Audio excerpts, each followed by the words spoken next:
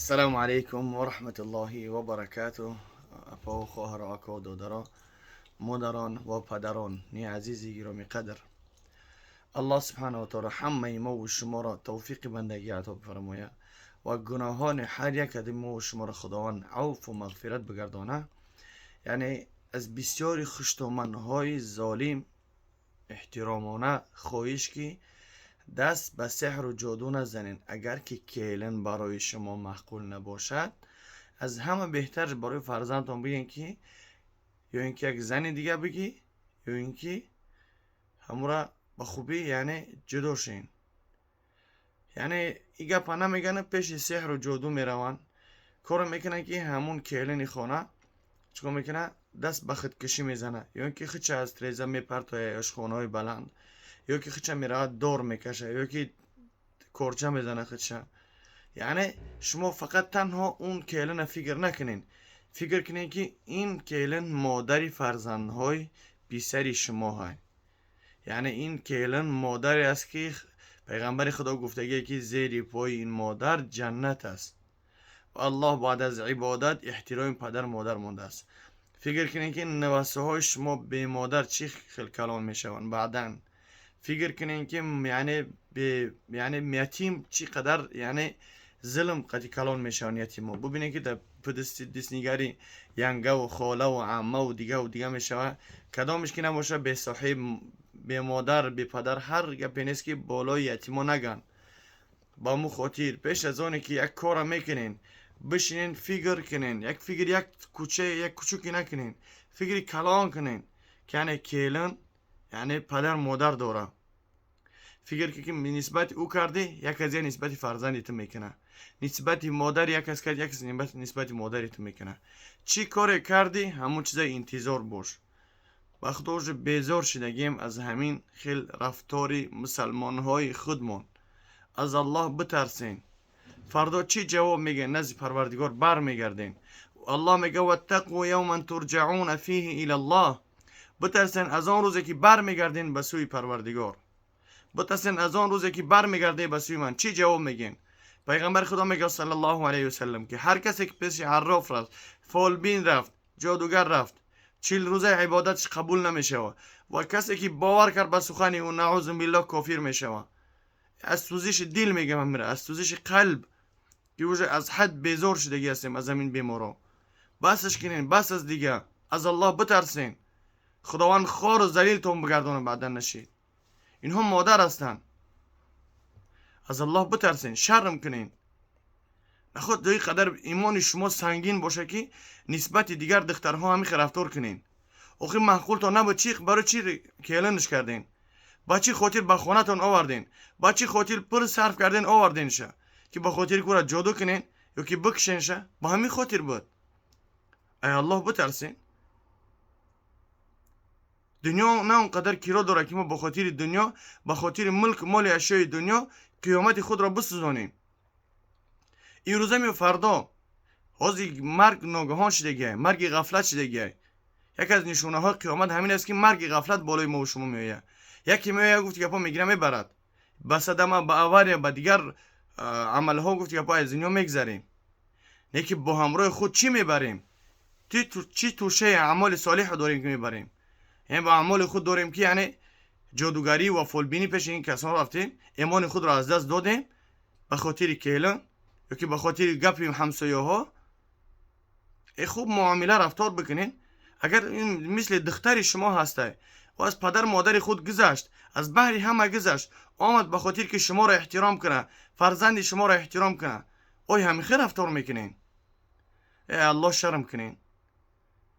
پیغمبر خدا میگه که عش فی الدنیا کانک غریب او عابر السبیل.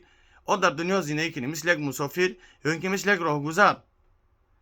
خود اون قدر مثال عشق محبت در دنیا بمانین که از همه چی رو بگردونین، دست به فالبینی، دست به جادوگری، به همین کارها دست بزنین. والله که پشیمان میشین. فردا روز قیامت الله میگه که اقرا کتابک کفا بنفسک الیوم علیک حسیبا. بخوان آن کتابی که در دنیا تو کتابت کرده بودی، چه عملهایی کرده بودی، او کتاب میگه، او کتاب بخوان الله میگه برای تو. در دیگه آیه چی میگه الله؟ اليوم نختم على افواههم و تکلمون ایدیهم و تشهد ارجلهم بما كانوا یکسبون. او روز میگه الله دهنهای شما را من مهر میزنم، دستهای شما گپ میزنم و پاهای شما شاهدی میده که شما کجا رفتین، پیش کدام فالبین رفتین و کدام عملها گرفتار بدین. الله سبحانه و تعالی همه ما و شما را توفیق بده و برای راست هدایت کنه. نخواه اینقدر ظالم باشیم که اینقدر ظلم میکنین. اکثریت با همراه زنهاشون نزدیک شده نمیتوانن. از سبب چی؟ از سببی که مادرش پیش فالبین رفته است، سحر در فرزند خودش تحصیل کرده است. یعنی همون بعضیش هم میبرن با میدرورن، میگن با چی خاطر با برگشتی به بدن این دختر؟ میگه سببی که مادری همین بچه ما را باز روان میکنه، باز روان میکنه، باز روان میکنه. ما میگه نمیخوایم، بیزار شده هستیم، اما میگه این پیش فالبین میره، فالبین ما را روان میکنه. یعنی یک تا باشه، دو تا باشه، سه تا باشه، بگذار 10 تا، بگذار 100 تا، نو از حد زیاد است، از حد زیاد است. هر چی که باشه از حد که زیاد شد اوجه میگذرونه. خداوند حتی حد حدود ماندگی که حد حدود من نگذارین و تلک حدود الله، اینقدر گفت که با حد گرینسه خداوند است، از او گذشتین هلاک میشین. یعنی پیغمبر خدا صلی الله علیه وسلم برای هر یک آدم ما و شما تعلیم داده است طلب علم کنین، پیش از آنی که پیش یک ساحر میرین، پیش یک جادوگر میرین.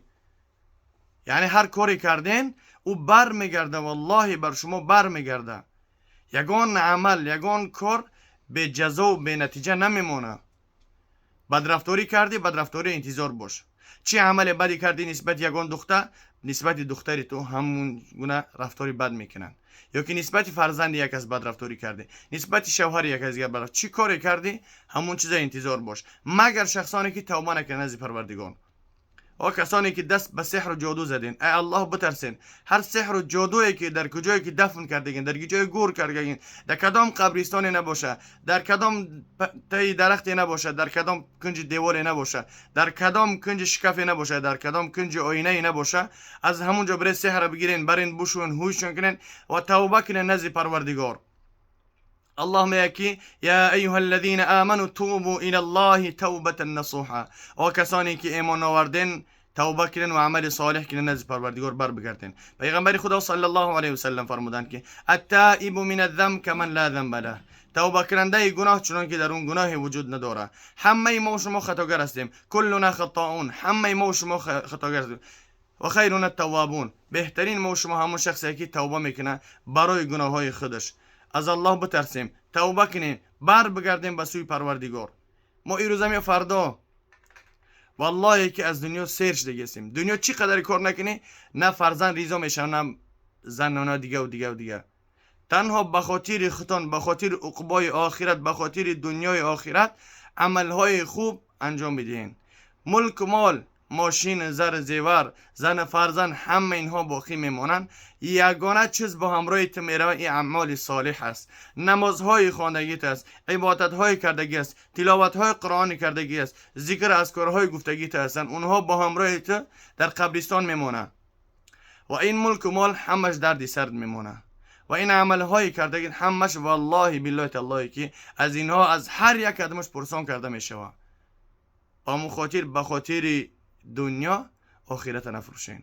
خداوند هر یک از ما و شما را هدایت کنه و اون جادوگرهای بدبخت های کافر ظالم خداوند نیست نابود بگردانه و کسانی که پیش ساحرا میروند الله اونها را توفیق بده. اگر که سزاوار توفیق هدایت نباشند الله اونها را به مثل این جادوگرها خار و ذلیل بگردانه. فی امان الله. السلام علیکم و رحمت الله و برکاته. یگان گپی بلند گفته باشم از همتون معذرت و بخشش در امان الله.